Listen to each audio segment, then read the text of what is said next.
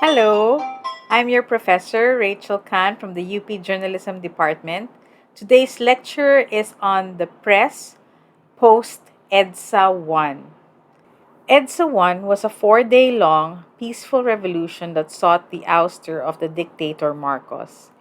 It was the culmination of people's frustration after the snap elections declared him as president once again. People took to the streets after they heard a call from Jaime Cardinal Sin to defend or to surround Camp Crame, where General Ramos and Secretary Enrile had hauled themselves after they broke away from the Marcoses. The key media was radio, especially Radio Veritas 846 on the AM band, which broadcasts the message of Cardinal Sin. Later, when they were attacked by the military forces, they went underground and called themselves Radyo Bandido. June Keithley, the anchor, together with two young boys, Paulo and Gabe, sons of the advertising industry giants Tony and Monina Mercado, took to the streets and brought them with them the transceiver so that they could air from a secret place. They manned the VHF transceiver link with Cardinal Reuter and General Ramos. Let's look at the clip to review and recall what happened in EDSA I. And Relay and a few hundred military supporters took over defense headquarters in Camp Aguinaldo and prepared to defend themselves. The coup had become a mutiny.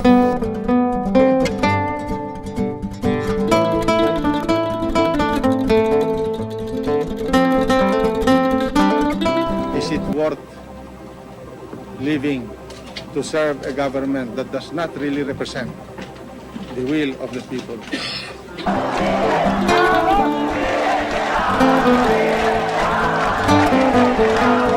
Marcos was still in control. I am withdrawing my support for the President. That power and that authority that is legally with me as the commander of the Philippine Constabulary and the Integrated National Police, and the very little that I have as Vice Chief of Staff. And 500 kilometers away, Korea Kino was in Cebu. She began a long campaign to boycott the Marcos regime. She had no idea then that in 4 days, she would be president of the Philippines. But she had no idea Gregorio Hanasa was a key figure in what was to have happened. For more than 3 years, he'd been preparing a daring plan to For the sake of the Filipino people, I ask Mr. Marcos to step down now so that we can have a peaceful transition of government. Tell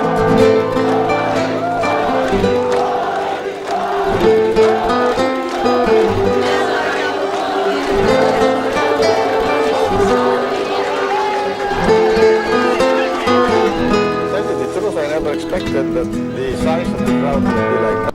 I will not resign on the say-so of,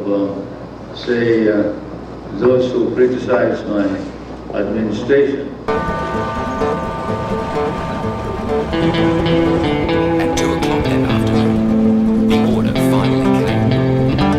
The Marines moved in on Camp Aguinaldo. As of now, I cannot in conscience recognize the President as the Commander-in-Chief of the Armed Forces. I call upon now everyone who is imbued with a sense of justice and respect for the law to disobey the orders given to them. Marcos had become increasingly isolated in the presidential palace, and even barbed wire barricades were not enough to protect him from the people.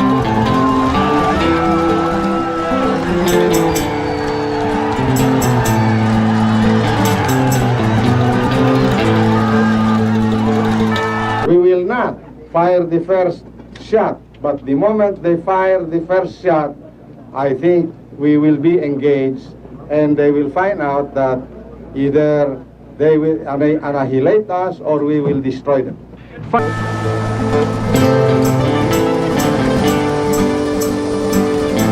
The tide of events was turning decisively against Marcos.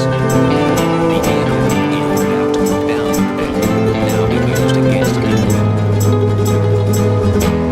The 15 All these points are vulnerable to even simple mortar attack or artillery attack. If we wanted to finish this in, say, 1 hour, we could.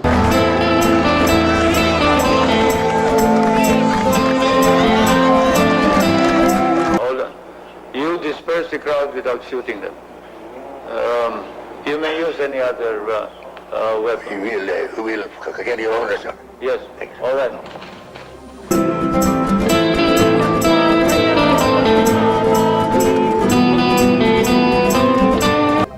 He cannot cow us anymore. We are no longer afraid to die because enough is enough, Mr. President. I think you know that your time is up. Marcos military machine was beginning.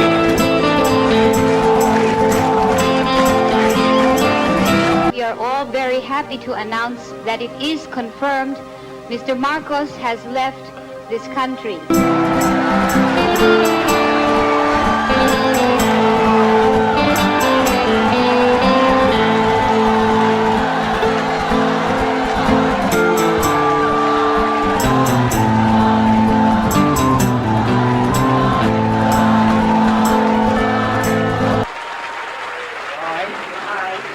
Corazon Cojuangco Aquino, Corazon Cojuangco Aquino, do solemnly swear do solemnly swear that I will faithfully that I will faithfully and conscientiously and conscientiously fulfill my duties fulfill my duties as President of the Philippines. as President of the Philippines. So help me God. So help me God.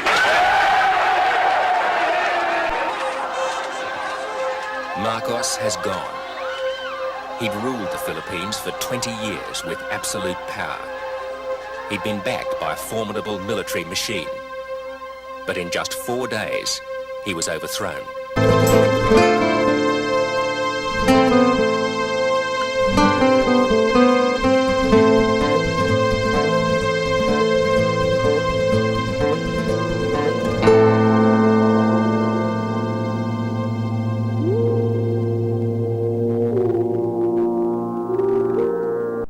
With the ouster of Marcos, media was also freed.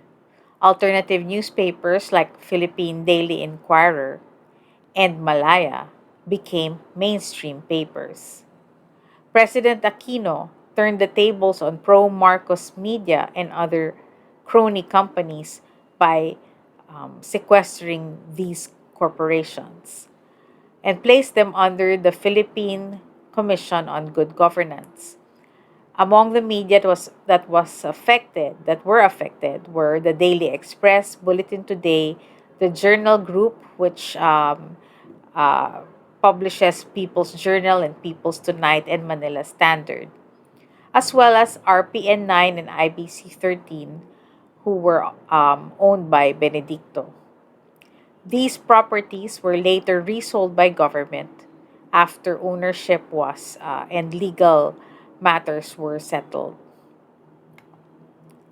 Pre-martial law media also came back to life. The Roses family came back and revived their Manila Times, while the Lopez family came back and took possession once again of ABS-CBN and also their paper, the Manila Chronicle. Later on, they would choose to keep the broadcast station and sell the Manila Chronicle to other business leaders. Now that the press was free, several private media outlets also came to life. Another prominent journalist, Betty Gobelmonte, put up the Philippine Star.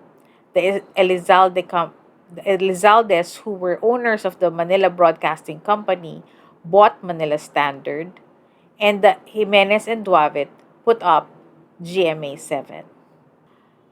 Since then, there has been a change of hands in many of the media ownerships, whether in print or broadcast. You can keep up to date by looking at the Media Ownership Monitor, which is run by the Reporters Without Borders.